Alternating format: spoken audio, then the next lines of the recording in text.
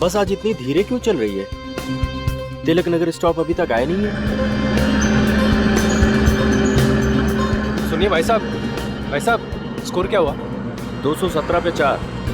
अरे यार, लगता है इस बार भी इंडिया हार जाएगी। अरे नहीं, जब तक अपना कैप्टन क्रीज पर है ना, तब तक हम जीत सकते हैं। देखते हैं।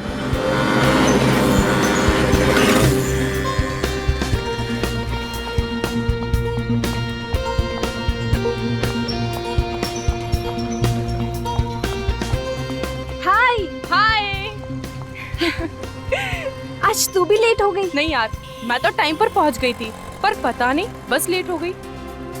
थैंक गॉड कि बस अभी तक नहीं आई। पता नहीं आज बस को क्या हो गया, हमेशा तो टाइम पर आ जाती है ना। देखो ना, अब शहर का ट्रैफिक भी इतना दिन ब दिन बढ़ते जा रहा है कि कोई क्या कर सकता है। इसीलिए कहती हूँ बेबी, एक कार खरीद ले।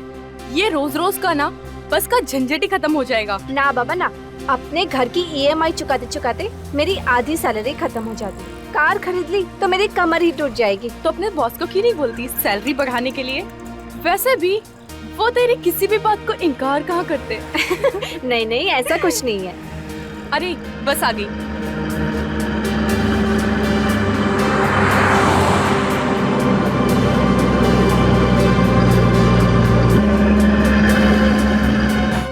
अरे बस वहाँ क्यों रुक गई?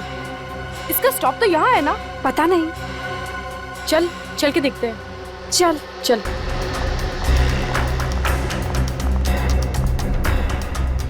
दरवाजा खोलो। अरे भैया, दरवाजा खोलो। कोई खोल ही नहीं रहा।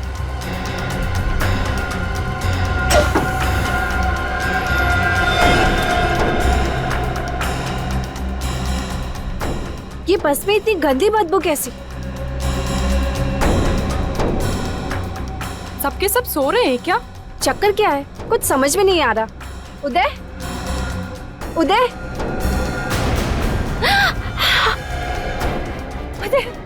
मधु,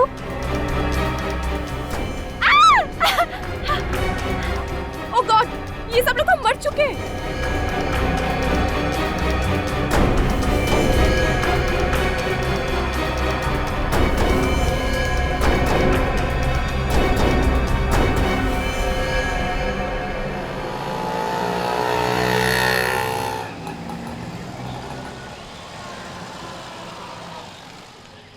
इन मुजरिमों के हौसले दिन ब दिन बढ़ते ही जा रहे हैं सालू के साहब। एक नहीं, दो नहीं, पूरी की पूरी बस के सभी लोगों को मार डाला उन्होंने। हाँ यार, पता नहीं क्या होता जा रहा लोग, जरा सी बात है, लड़ाई झगड़ा मार काट, वेरी बैड। क्या हुआ, कुछ पता चला? नहीं सर, अभी भी चेकिंग चल रही है अंदर।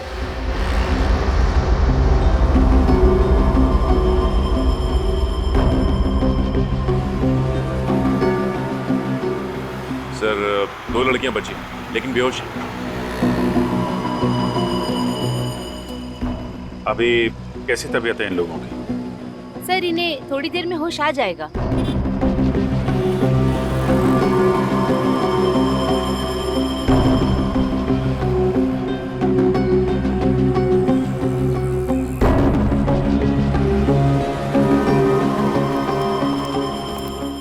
क्या पता चला? अंदर रेडिएशन है क्या?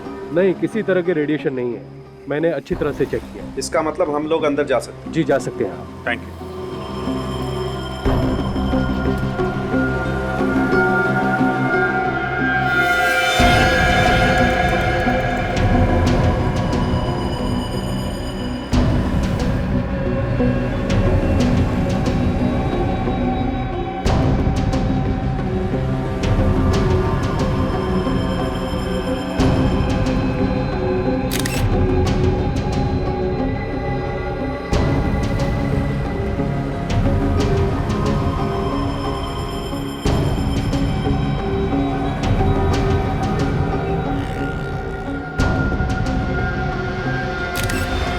मामला तो जहर का ही लग रहा है सारों के साथ। सर, इतने सारे लोगों को एक साथ जहर दे दिया। मुझे तो लगता है इस बस की हवा में ही कोई जहरीली गैस घुस गई है, जिसकी वजह से सब मर गए। सालुंके साहब, आपको क्या लगता है ये कौन सी गैस हो सकती है? अब ये तो टेस्ट करने के बाद ही पता लगेगा कि कौन सी गैस है।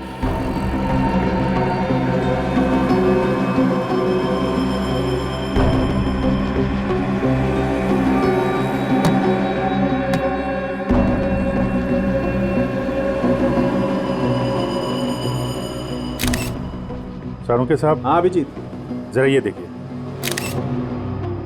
ये ग्रीन कलर का ये सब्सटेंस है, यही तो जहरीला केमिकल नहीं हो सकता है अभिजीत। ऑफिसर्स, दोनों लड़कियों में से एक लड़की को होश आ चुका है। फ्रेडी, सचिन, तुम लोग पूरी बस को अच्छी तरीके से चेक करो। देखो वो जहरीला केमिकल कहाँ से आया, चेक करो। श्रेया, सर। बात कर सकते हैं उनसे? जी, उनसे बात हो सकती है। अभी कैसी तबीयत है आपकी? मैं ठीक हूँ सर, मगर ये सब हुआ कैसे? ये तो आप ही बताइए। अच्छा, ये जब बस रुकी तो आप में से बस में से किसी को उतरते या किसी आदमी को बस में चढ़ते हुए देखा क्या? नहीं सर, ना तो कोई उतरा ना ही कोई चढ़ा। जब मैंने बस का दरवाजा खोला तो देखा कि वहाँ पर बहुत सारी लाशें पड़ी हुई थी। पूरा का पूरा शमशान बना हुआ था सर। और सर उसके बाद हम लोग बेहोश हो गए थे। ठीक है, थैंक यू वेरी मच। आप इनको हॉस्पिटल ले जाइए। जी।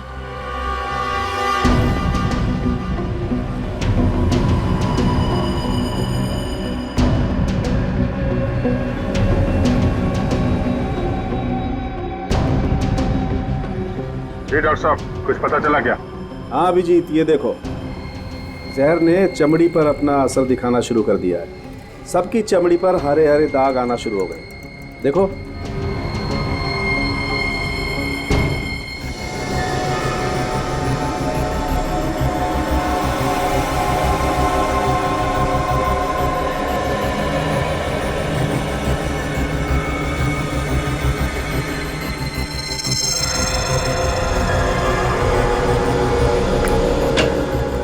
हाँ डॉक्टर साहब, पता चला इतने सारे लोग कैसे मरे?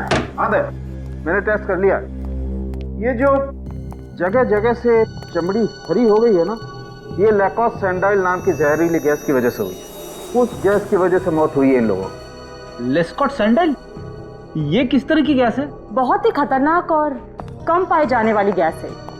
एक ऐसा बायोकेमिकल एजेंट जो आसानी से किसी के हाथ नहीं लग सकता। आसानी से नहीं मिलता। इसका मतलब है शहर में ऐसे बहुत कम लेबोरेटरीज हैं जहाँ पे इस तरह के केमिकल्स मिलते होंगे। सिर्फ 4-5 लेबोरेटरीज ऐसी होंगी, उनकी लिस्ट में तुम्हें दे दूंगा। थैंक यू डॉक्टर साहब। एक बात और, वैसे तो ये गैस हवा से भारी होती है, इसलिए बहुत धीरे धीरे फैलती है। लेकिन अगर इसे किसी तेज हवा के जरिए फैलाया जाए, जैसे कि पंखा या एसी, तो ये बहुत कम समय में बहुत ज्यादा खतरनाक हो सकती है। पंखा या एसी? बस भी तो एसी बस थी। एग्जैक्टली। और आतंकवादी ये बात जानते थे, इसीलिए उन्होंने एसी बस चुनी, जिससे इन बेचारों को बचने का मौका ही नहीं मिला। और एक बात, अगर ये गैस किसी भी तरह इंसान के शरीर में चली जाए तो 7 से 10 मिनट के अंदर उसकी मौत तो निश्चित है। सर, जिसने भी ये किया है बहुत ही बड़ी प्लानिंग, बहुत ही बड़े मकसद के साथ किया है। एक बार ये पता चल जाए कि ये केमिकल आया कहां से, किस लेबोरेटरी से, तो मकसद भी पता चल जाएगा।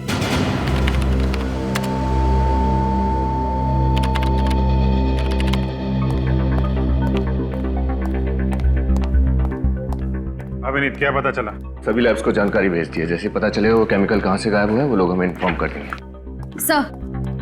सर मैंने तकरीबन सारे पैसेंजर्स की डिटेल्स चेक कर ली है। किसी का भी आपस में कोई संबंध नहीं है। सभी लोग अलग अलग जगह काम कर रहे थे। कोई बैंकर था, कोई डॉक्टर था, कोई अकाउंटेंट था। अगर एक चीज उन सब में कॉमन थी तो सिर्फ ये कि वो उसी बस में ट्रैवल कर रहे थे। मुझे तो लगता है इसके पीछे किसी आतंकवादी संगठन का हाथ है जो लोगों में दहशत फैलाना चाहते हैं। आतंकवादी संगठन? सर, बॉम्ब ब्लास्ट के बाद ये कौन सा नया तरीका अपना लिया इन लोगों ने? अभी तो सिर्फ बस में हुआ है, कल को शहर में कहीं भी हो सकता है, किसी भी भीड़ भाड़ वाले इलाके में। सर, डॉक्टर सालुंके कह रहे थे कि वो केमिकल हवा से फैलता है। हो सकता है वो केमिकल बस के एसी के जरिए फैलाया हो सकता है, और ये भी हो सकता है कि उसने किसी बैग के अंदर वो चीज रखी हो। हाँ सर, और वो बैग बस में रख के अगले स्टॉप पे उतर गया होगा। वो बस के टिकट की मशीन लेके आओ, देखो कितने लोग चढ़े थे बस के अंदर। सर ये भी तो हो सकता है कि वो आतंकवादी सुसाइड स्क्वाड का हो और पैसेंजर्स के साथ वो खुद भी मर गया हो सकता है। बस के अंदर जितने लोग मरे थे सबकी बॉडी की शिनाख्त हो गई? नहीं सर, अब भी कुछ बाकी है। सर, कुल मिला के 35 लोग चढ़े थे बस में। 35 लोग, और हमें लाशें मिली हैं 22 लोगों की। मतलब 13 लोग बस से नीचे उतरे हैं। और सर, जहाँ से बस शुरू हुई थी वहां से लेकर तिलक नगर जहाँ बस मिली, टोटल 5 बस स्टॉप्स हैं। तो इन 13 लोगों के बारे में पता लगाते हैं। उन 5 बस स्टॉप में उतरे थे। बस को अच्छे तरीके से चेक करना होगा, और बस के अंदर जो बैग मिले थे उनको भी छान मारते हैं।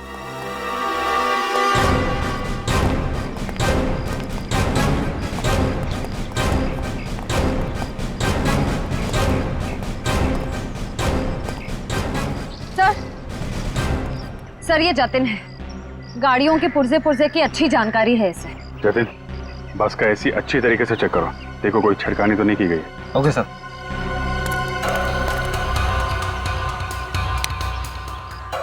एसी का वेंटिलेशन चेक करो, देखो कहीं हरा रंग दिखता है क्या।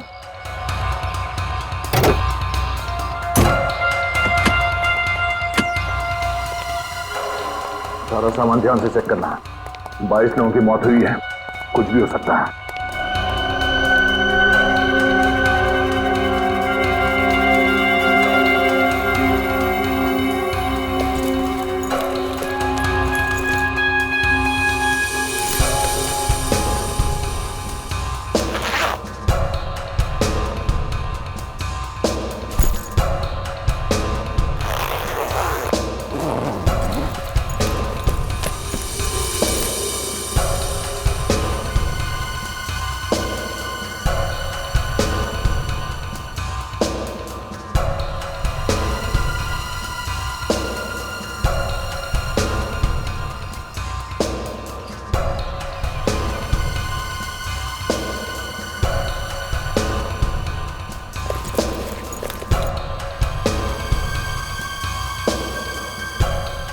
एक मिनट, इस परफ्यूम के बॉक्स में इसमें गड़बड़ हो सकती है। यहाँ देना।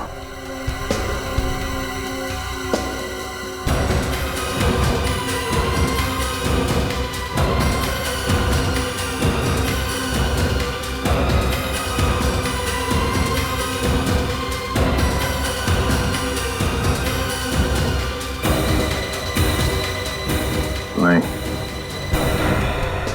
ये बोल तो एकदम भरी हुई है, इसमें केमिकल नहीं हो सकता।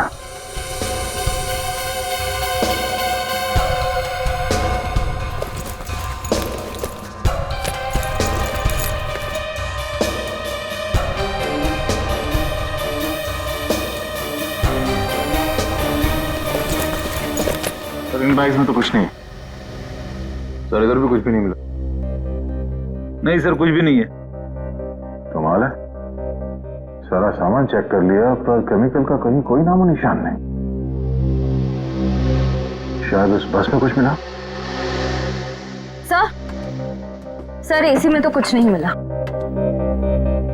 कमाल है, बस में अगर नहीं है तो वो जहरीली गैस आई तो आई कहां से? वो एयर फिल्टर चेक किया? यस सर, कुछ नहीं मिला उसमें भी। एसी के जरिए अगर वो जहरीली गैस नहीं आई है बस के अंदर, तो फिर गैस आई कहां से?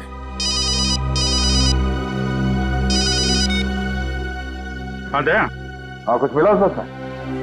बस में कुछ नहीं मिला। एसी में चेक किया, मगर वो केमिकल कहीं ना कहीं से तो फैला ही है ना। हाँ ठीक है, अगर कुछ पता चलता तो फोन करो मुझे। ऐसा कैसे हो सकता है सर? केमिकल ना तो बस में है और ना ही सामान में, तो फिर ये केमिकल आया कहां से? ये केमिकल आया कहीं आसपास से ही है। अगर ये केमिकल गैस फॉर्म में है तो हो सकता है किसी ने छोटी सी बॉटल में डाल के लाया। तो बैग फिर से चेक करना।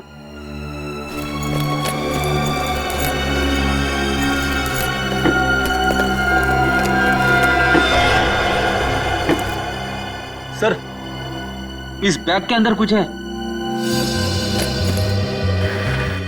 ये पूछो।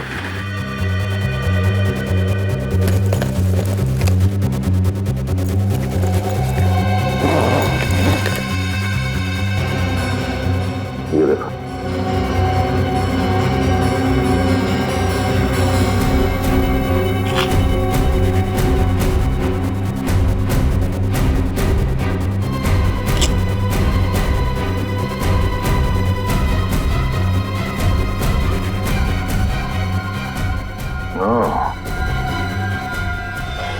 ये है वो बॉटल जिसमें केमिकल रखा गया था।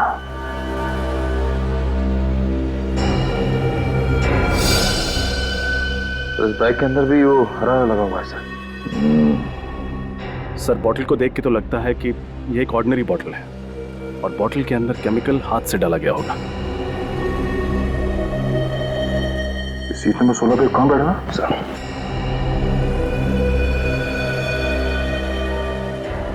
सर सीट नंबर 16 पे कोई राजेश है सर। राजेश? तो राजेश आतंकवादी है? नहीं नहीं, ऐसा नहीं हो सकता। मेरा बेटा आतंकवादी नहीं हो सकता। देखिए, हम ये नहीं कह रहे हैं कि आपका बेटा आतंकवादी है। हम तो सिर्फ ये कह रहे हैं कि आपके बेटे राजेश के बैग में से हमें वो जहरीली केमिकल वाली बोतल मिली। नहीं, जरूर किसी ने ये बोतल मेरे राजेश के बैग में रख दिया होगा। मेरा बेटा तो बहुत सीधा साधा था सर। मेरा बेटा तो सॉफ्टवेयर इंजीनियर था सर।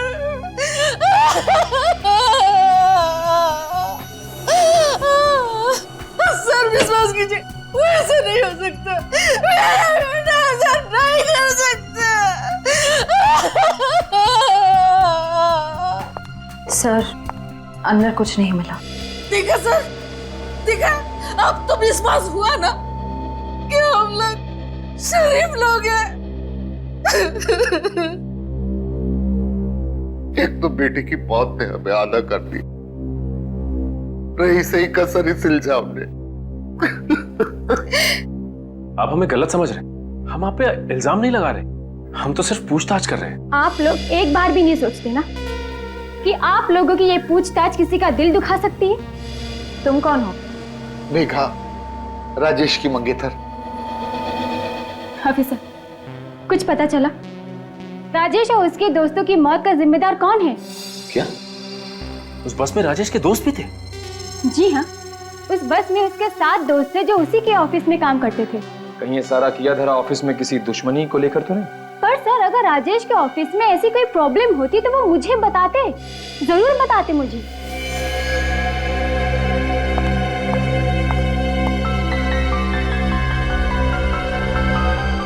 ये अस्थमा का पंप किसका है?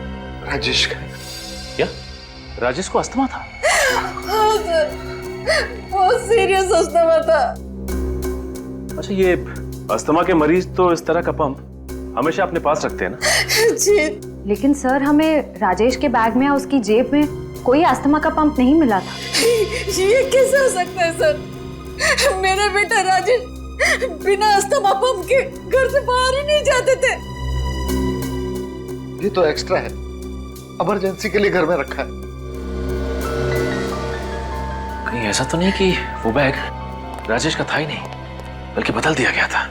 हाँ सर, खूनी बैग बदलकर तिलक नगर से एक बस स्टॉप पहले, यानी कि श्याम नगर के बस स्टॉप पे उतर गया होगा। अभिजीत, अंदाजा बिल्कुल सही निकला। वो जहरीला केमिकल इस बोतल से ही छोड़ा गया है।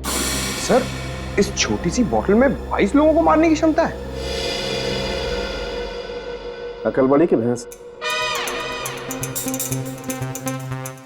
अबे कौन सी सोच में डूब गया? भैंस बड़ी होती है ना। देख, अकल तो छोटे से सिर में भी रह सकती है, मगर भैंस को रखने के लिए इतने बड़े तबेले की जरूरत पड़ती है। सर सही बात है। छुट्टी हो गई, पहले एक था अब 2 हो गए। सर ये काम कैसे करता है? देखो, ये बटन एक तार के जरिए इस बैटरी से जुड़ा हुआ है। जैसे ये बटन दबाया, ये तार गर्म होने लगा। इतना गर्म हो गया कि बाद में ये डिस्कनेक्ट हो गया, टूट गया। और जब ये जलने लगा तो धीरे धीरे इसके अंदर की गैस बाहर निकली और उसने तबाही मचा दी। ये बटन दबने और गैस निकलने के बीच कितना टाइम लगता है डॉक्टर साहब? 60 से 90 सेकेंड। मतलब राजेश के पास 90 सेकंड थे बटन दबा के भागने के लिए। सर फिर तो ये राजेश तिलक नगर से एक स्टैंड पहले उतर सकता था, फिर भी ये बस में क्यों बैठा रहा? ये राजेश सॉफ्टवेयर इंजीनियर था ना? हाँ सर, किसी MRP कंपनी में काम करता था और महेश नगर में रहता है। सर, मैंने शहर की सारी लैब्स में पता कर लिया, कहीं से भी किसी भी केमिकल की चोरी नहीं हुई। कहीं से भी नहीं चुराया गया तो फिर वो खतरनाक केमिकल राजेश के बैग में आया कहां से?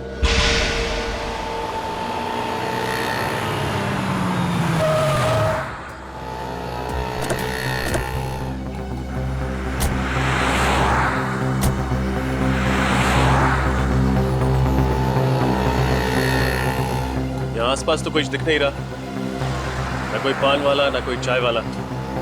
पूछे तो किससे पूछे? सर वो सामने सड़क के उस पर वो पेपर वाला दिख रहा है, उससे चल के पूछे। चलो।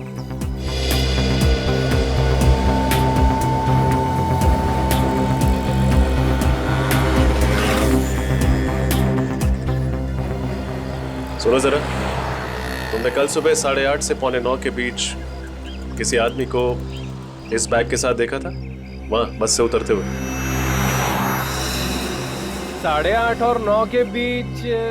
अरे हाँ साहब, 8:30 और 9 के बीच एक क्या मस्त शूटिंग चल रही थी साहब। अब उसको छोड़ के कोई ये हैंडबैग देखेगा क्या?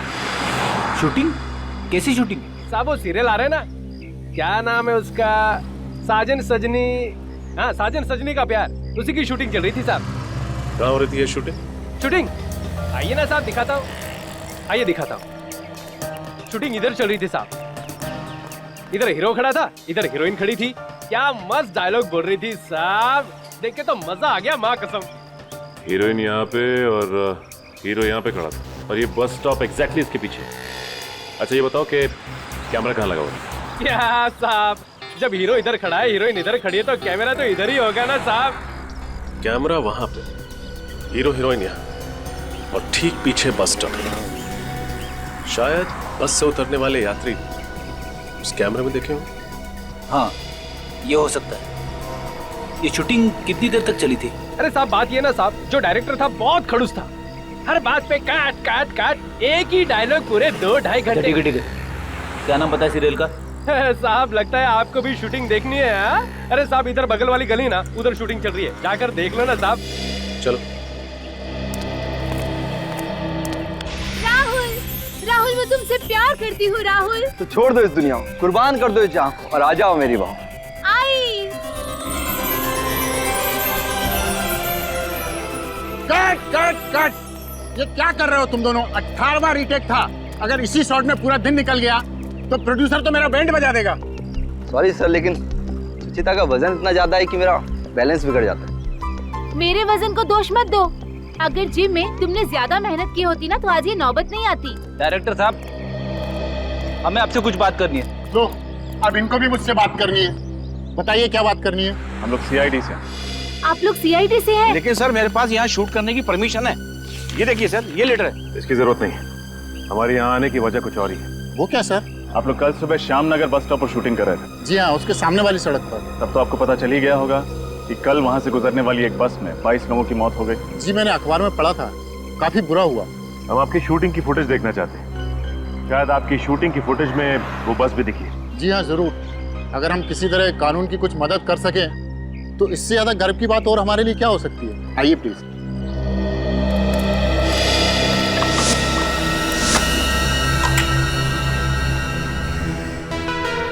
हमारे पास दो ही रास्ते हैं। क्या? या तो हम घर से भाग चलते हैं या फिर आत्महत्या। आत्महत्या? क्या कर सकते हैं? तुम पागल हो गए हो?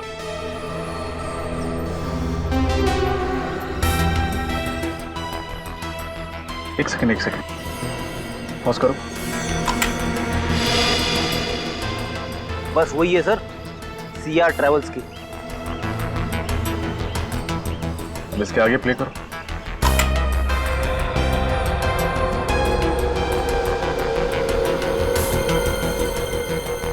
पॉज करो।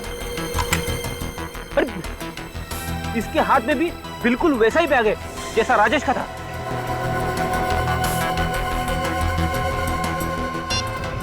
इसकी फोटो हर अखबार, हर न्यूज चैनल में दे देते हैं, कोई तो पहचानेगा इसे।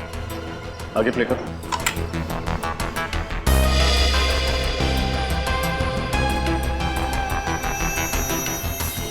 ये आदमी सड़क से गली के अंदर गया हमें। चलो गली में चलकर देखते हैं। इसी गली में घुसा था ना वो आदमी? हाँ, गली तो यही है। अरे लेकिन ये गली तो वहां जाके खत्म हो जाती है, डेड एंड है वहां। हो सकता है वो इन्हीं में से किसी बिल्डिंग में रहता हो या यहाँ आया हो। एक काम करो, तुम लोग बिल्डिंग्स पे जाके पूछताछ करो, तब तक मैं रास्ते के आदमी से पूछता हूँ।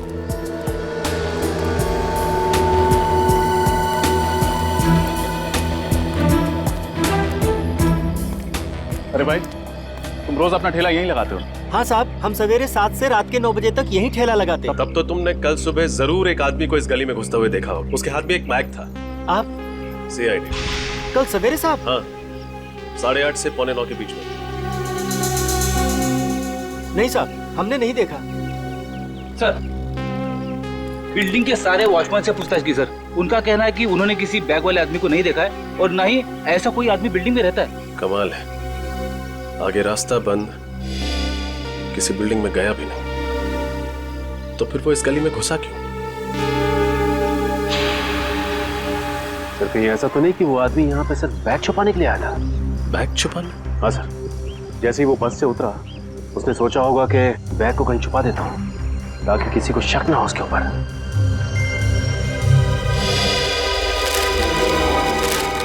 हाँ सचिन, सुनो, कल तुम्हें इस डिब्बे में कोई बैग मिला था?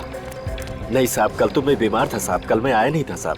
इसका मतलब कल का कचरा अभी भी इस डिब्बे में ही होगा। चेक करो।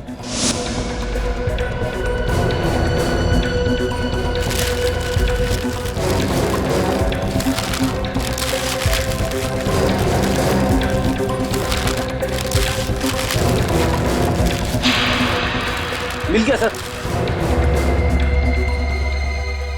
ये रहा बैग। संभल के, अंदर कुछ भी हो सकता है।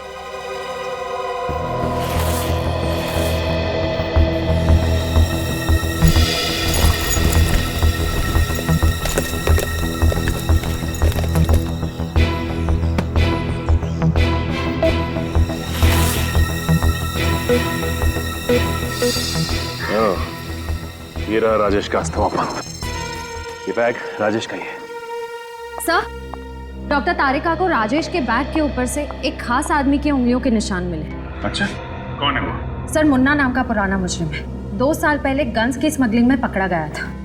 मुन्ना? पंकज, अपना डाटा चेक करो, निकालो इस मुन्ना का इतिहास। मुन्ना? सर, मुन्ना ने काफी प्लानिंग की होगी इस सब के लिए। राजेश पे नजर रखी होगी और ठीक राजेश के जैसा ही बैग बाजार से खरीदा होगा ताकि उसे बदला जा सके। सर, ये देखिए। सर, स्मगलिंग के अलावा मुन्ना सुपारी लेके खून भी करता है, मगर इसका कोई एड्रेस नहीं है। सर, एक हरिया नाम का आदमी भी काम किया करता था इस मुन्ना के साथ। मैं जानता हूँ इसे, बाद में वो खबरी बन गया।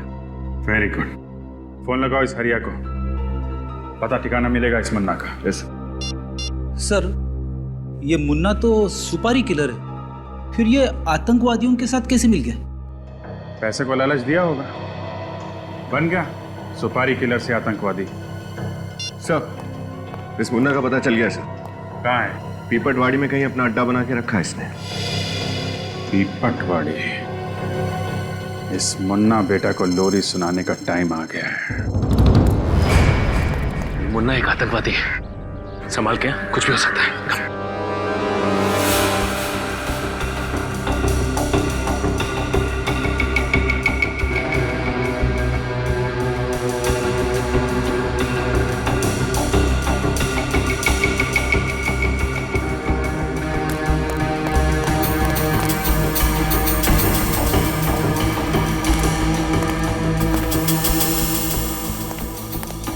कोई नहीं है सर। कोई नहीं?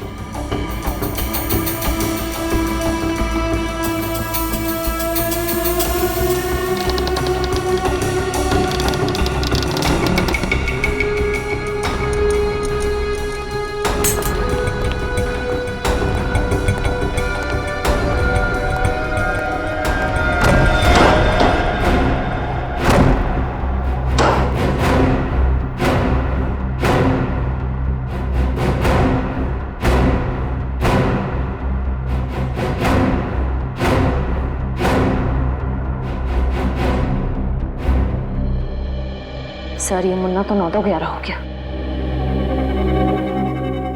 या अपराधी अक्सर अपराध करके अपना ठिकाना बदल लेते हैं।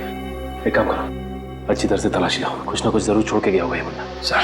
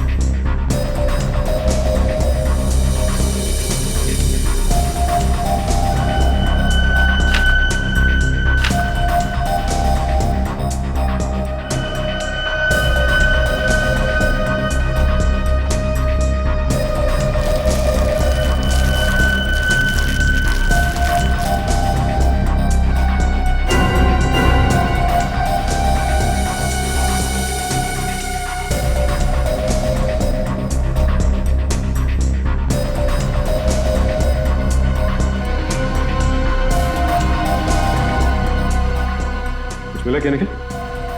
इस नोटपैड पे कुछ लिखा गया था पर कुछ दिख नहीं रहा है साहब। उठा इसे, देखो कुछ काम का है क्या? सर सर बस का टिकट मिला है।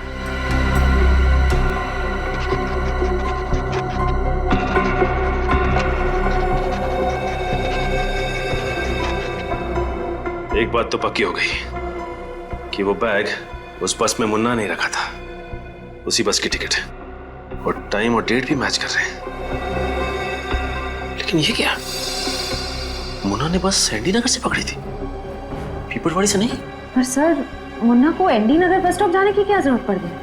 उसके लिए तो पीपलवाड़ी का बस स्टॉप ज्यादा नजदीक पड़ता। वो इसलिए क्योंकि शायद मुन्ना एनडी नगर में किसी से मिलने गया था। इस नोटपैड से एनडी नगर के एक घर का एड्रेस मिला है सर। एनडी नगर, हमारी अगली मंजिल एनडी नगर का ये घर है। हो सकता है मुन्ना का ये नया ठिकाना। सर दरवाजा खुला है, लगता है मुन्ना अंदर ही है, संभाल के।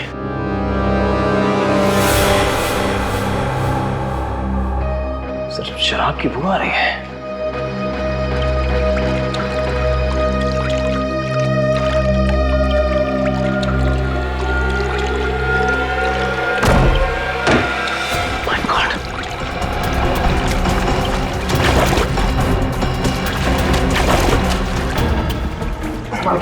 लगता है ज्यादा शराब पी के बाथटब में बेहोश हो गया। ये बेहोश नहीं है बल्कि इसकी मौत हो चुकी है। ये तो मुन्ना नहीं है, आखिर है कौन? सर इसका नाम सनी है, इसके पास में ये ड्राइविंग लाइसेंस है। सनी? मुन्ना जैसे आदमी के पास सनी का एड्रेस कैसे आया? एक काम करते हैं, पूरे घर को छान मारते हैं, देखते हैं क्या मिलता है।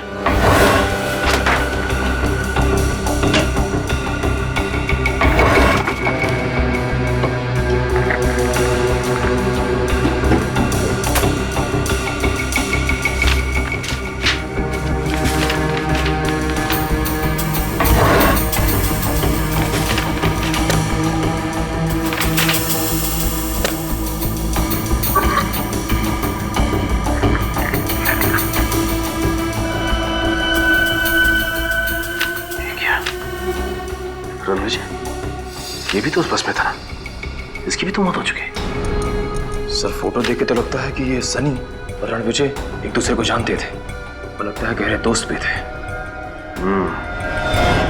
ये कितने गहरे दोस्त थे इसके बारे में तो रणविजय के परिवार वाले बताएंगे। सनी और रणविजय बचपन के दोस्त थे। बचपन के दोस्त? हाँ, पांचों ने स्कूल और कॉलेज सब एक ही साथ किया था। पांचों ने? माँ जी आप किन पांचों की बात कर रही हैं? सन्नी और रणविजय के 3 दोस्त और भी थे उस बस में, अमित, उदय और राजेश। राजेश भी इन सबका दोस्त था? इसका मतलब ये कोई आतंकवादी हमला नहीं है, बल्कि कोई तो ऐसा जरूर है जिसने इन सबको ऊपर पहुंचा दिया। किसने मारा है उन बच्चों को? उन बच्चों की तो किसी से कोई दुश्मनी भी नहीं थी। किसी ना किसी से तो दुश्मनी जरूर थी माता जी, वरना खूनी ऐसे ही उनके पीछे नहीं पड़ता। इन पांचों के अतीत के बारे में पता करना होगा हमें। सर, सालुंखे सर की रिपोर्ट आ गई। सर, इस रिपोर्ट में साफ साफ लिखा है कि सनी के बाथटब में डूबने की वजह शराब नहीं, ड्रग्स है, जो उन्हें सनी के खून में मिली थी। ड्रग्स?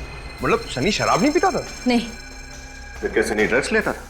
नहीं विनीत, रिपोर्ट में साफ साफ लिखा है सनी को ड्रग्स वाला इंजेक्शन उसे गर्दन के पीछे दिया गया। कोई भी आदमी ड्रग्स लेगा अपने हाथ में इंजेक्शन लगाएगा, बाजू में लगाएगा, गर्दन के पीछे?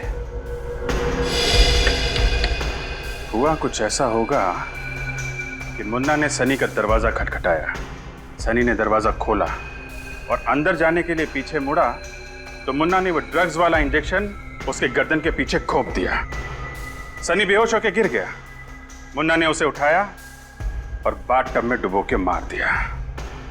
आसपास शराब छिड़क दी ताकि लोगों को लगे कि ये एक एक्सीडेंटल डेथ है। जिस तरह उस खून को एक्सीडेंट की शक्ल दी गई, ठीक उसी तरह इस बस वाले हमले को आतंकवादी घटना बना दिया उन्होंने। हम सोचते रहे कि इसके पीछे आतंकवादी संगठन का हाथ है, जबकि ये खून है, खून।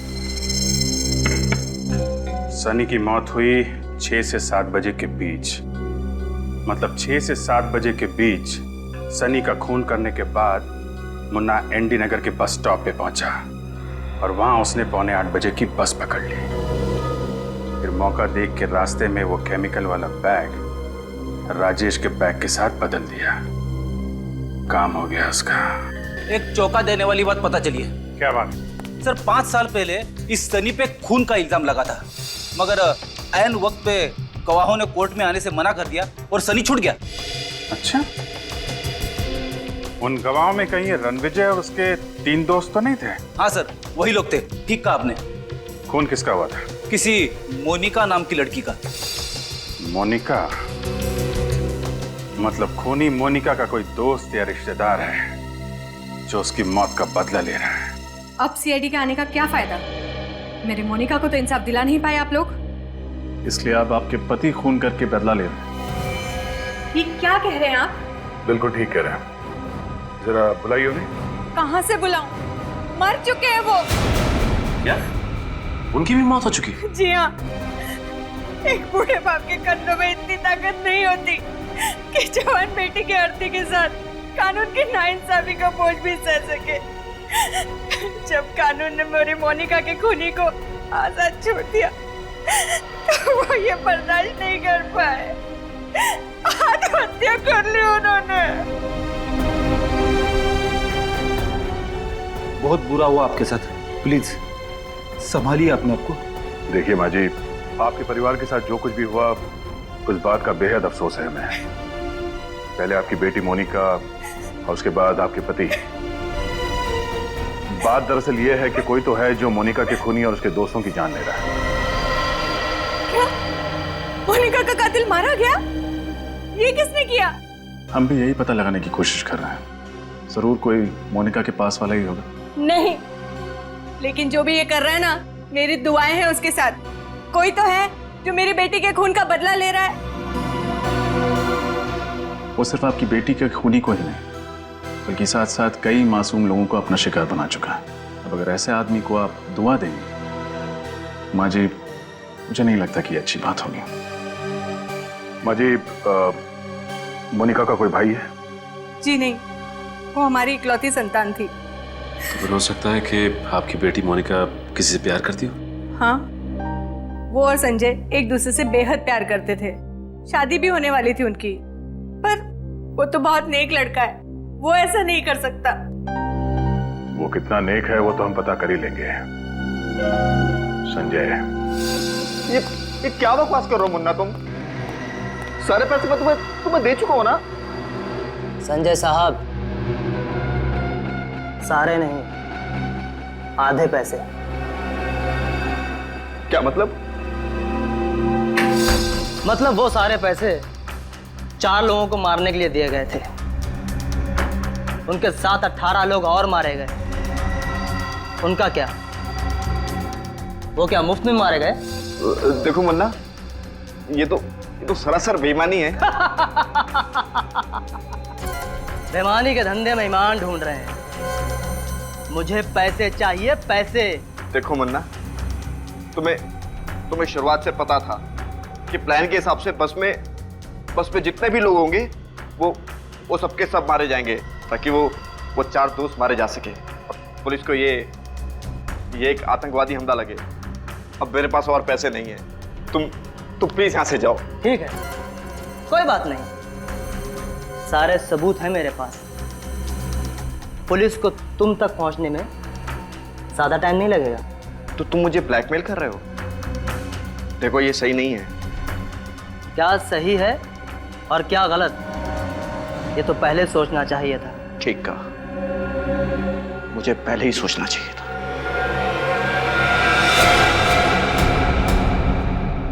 ये क्या कर रहे संजय?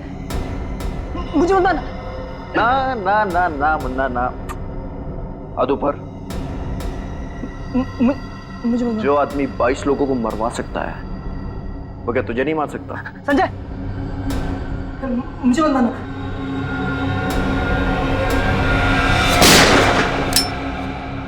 सीआईडी,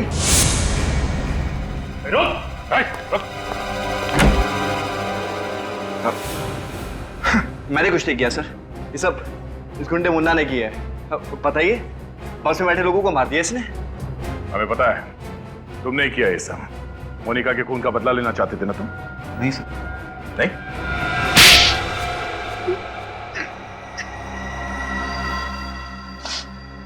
हाँ, मैंने किया है सब। क्या करता मैं? थोड़ा मुझसे मेरा प्यार, मेरी जिंदगी, मेरी मोनिका को मुझसे छीन लिया। शादी होने वाली थी हमारी। खून का बदला खून, ये कहाँ का इंसाफ है? तुम अपने बदले की भावना में यह भी भूल गए कि जिन लोगों की जान तुमने ली वो भी किसी की जिंदगी थी, वो भी किसी का प्यार। ये सब मैंने इस अंधे कानून की वजह से किया है। खुली को बाइज्जत रिहा कर दिया उन्होंने। क्या करता मैं? इसलिए मैंने उनको सजा दी। सजा तुमने दी, वही गलत किया। कानून के ऊपर भरोसा करते, सच को सामने लाने की कोशिश करते तो शायद मोनिका के खूनी को सजा हो जाती, लेकिन अब तुम दोनों को सजा होगी, वो भी फांसी।